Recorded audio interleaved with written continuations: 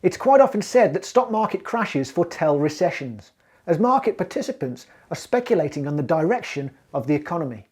We've seen big falls already this year, with many saying that worse is yet to come and that we're staring down the barrel of a recession. But as far as investing is concerned, you can make the most of crashes and still grow during recessions by following an investment framework. Very few people do this, but you need to set some rules before you start out. I'm going to give you the 4 rules which will ensure that by the end of this video, you'll always win as an investor, regardless of the market or economic conditions we find ourselves in.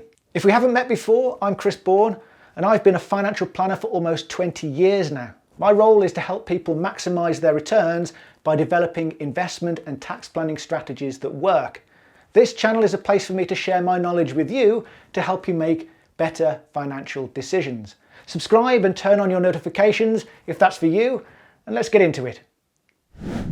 You have to create investment goals before you start. It might sound simple, but most people don't actually do this. They'll just start investing and hope their money will grow, which is okay because invariably it will over the long term. But setting goals allows you to keep everything in context and actually helps prevent you from making mistakes. And that, of course, is critical when investing through a recession. Many people think that investing is always about getting the best return on your money at all times. But actually, it's not just about that. It actually can't be, because we don't know what will perform best until after the event. So once you dismiss that idea as futile, you stop making emotional decisions with your investments. Knowing what your goal is really includes 2 things. How much money do you need, and how much time do you have to get there? By knowing those 2 things, you can work out what return you need. For example, let's say that you decide you want to build up £500,000 because at a 4% annual rate of withdrawal, that would give you £20,000 a year, which is what you'd be happy with as a passive income.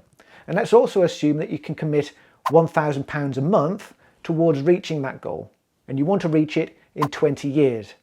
Now, I certainly know that not everyone can commit those amounts, particularly during recession times, but bear with me. This is just to provide an example. The numbers don't really matter. The principle's the same. By going onto the calculator site savings goal calculator, with a bit of trial and error, you can work out that a 6% return would approximately get you to your goal. Now, if you didn't have that much to invest every month, but you still wanted to reach the goal in the same amount of time, you'd need a higher average return. Or perhaps you'd be willing to invest for a little longer in order to reach your goal, which would then bring the required return down again. Whatever the required rate of return comes out to, though, after you've played around with those figures, you've then got the information you need to be able to construct the right portfolio. And I'll explain how, because that leads on to the second rule, which is to work out an appropriate asset allocation. So what do I mean by that? Or as they'd say in my neck of the woods, yawa! Essentially, what percentage do you need in stocks and shares? What percentage do you need in bonds? And what percentage do you need in cash to reach your target in the most efficient way? Each of those assets will have an expected return forecast. And companies like Vanguard produce forecasts for every asset class in their capital markets model. By understanding what the likely range of returns is going to be when averaged out over a 10-year period, you can construct your asset allocation accordingly. You know that if stocks are expected to grow by a median 6%, for example, bonds are expected to grow by 3%, and you require a 5% return, a split of 70% in stocks and 30% in bonds should make that objective possible. Why would you allocate anything to bonds, though, if the expected return is less, you might say? Well, as you can see here, it's because the volatility, i.e. the risk of ups and downs, is less. They provide a smoother journey. But they also provide other opportunities, as I'll explain now. It's my belief, you see, that instead of sticking to a rigid asset allocation as just described, it should flex between minimum and maximum ranges. And the reason for that is that negative market environments provide opportunities to allocate assets in different ways. If we look at bonds, for example, they may produce less return than stocks in a rising market, but high quality bonds will most of the time produce a better return when the stock market is falling. So that means that when there is a stock market crash and bonds have performed their function, their short-term prospects are diminished somewhat, because it's stocks that then have the greatest potential to bounce back. With that in mind then, if you instead said that your allocation to stocks could range from say 70 up to 80% and your bonds could range from 30 down to 20%, you can benefit greatly. Because if you did move to the top of your 70 to 80% range following a stock market crash, it can have a really explosive impact on your growth prospects. Let's take portfolio 1, which is valued at £100,000 and is 100% invested in stocks. Now let's imagine that it falls by 20%. Most people forget that if it then rebounds by 20%, it still isn't at parity with where it was before it fell. It needs to grow by 25% to get back to where it was, because you're starting from a lower figure. Therefore, if the market rebounds by 25%, you're just back to where you started at 100k. But let's say with portfolio 2, which is split between stocks and bonds, the stocks fall by the same amount, but the bonds prop it up, so it only actually goes down by 10%. From there, you only need about 11% growth to reach parity again. So if at that low point you decided to ratchet up your exposure to stocks to the top end of the range, and the portfolio increases by, let's say, 20%, the total value post-bounce would be £108,000. When conditions normalised again, you'd then rebalance your portfolio to its core allocation and continue as normal. That's proper portfolio management. Now, a little note on bonds. We have actually been in a strange environment this year where bonds have fallen with stocks, and that's due to a number of factors conspiring together simultaneously. But when the cycle of interest rate rises that we're in ends, when current inflation concerns subside, and when the market has got used to the idea that central banks are no longer buying bonds and propping the prices up, it's expected that in the long term they'll continue to provide the most authentic diversifier to stock market drawdown risk. We can actually see here that when stocks crashed after the Ukraine crisis kicked off, which was of course unrelated to interest rate and monetary policy concerns, values did spike. So they did actually do their job until other fears took over again.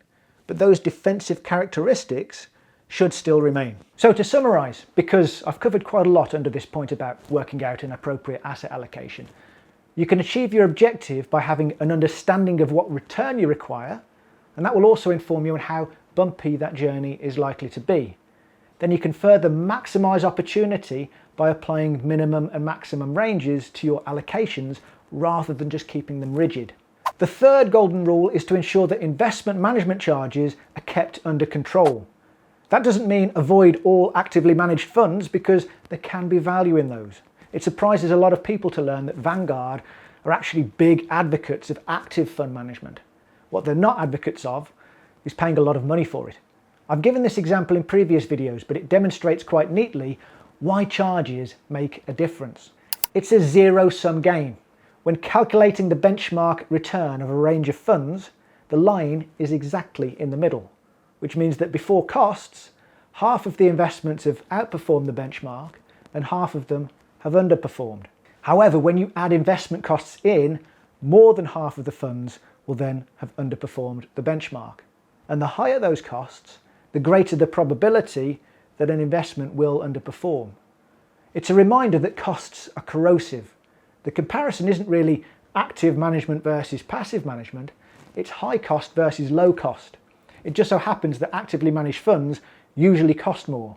But if you can blend good quality managers into your portfolio who add value without stealing your firstborn, you can improve your chances of success. And finally, like any good process or set of principles, it has to be circular. You need to maintain perspective and long-term discipline by rinsing and repeating the first 3 steps. Always review your goals every year to make sure they're still relevant, but measure your progress towards them over the long term, not on a year-by-year basis. Remember that growth forecasts are always averaged over a 10-year period. You're not going to get 5 or 6% every year. Sometimes it'll be more, sometimes it'll be less than that. Always keep that in mind when you're reviewing. You'll see the majority of your progress being made in the latter years when the power of compound interest takes hold. So just focus on maintaining good habits in the earlier years. Keep reviewing those asset allocations every year as well to make sure they remain appropriate to your goals. take advantage of market-based opportunities in the way I described earlier by having a preset process in place. So perhaps review every year, but also hold a special review every time the stock market falls by 10%, let's say, because history tells us that that's usually a good buying opportunity. Keep ensuring that you're getting value for money in your portfolio.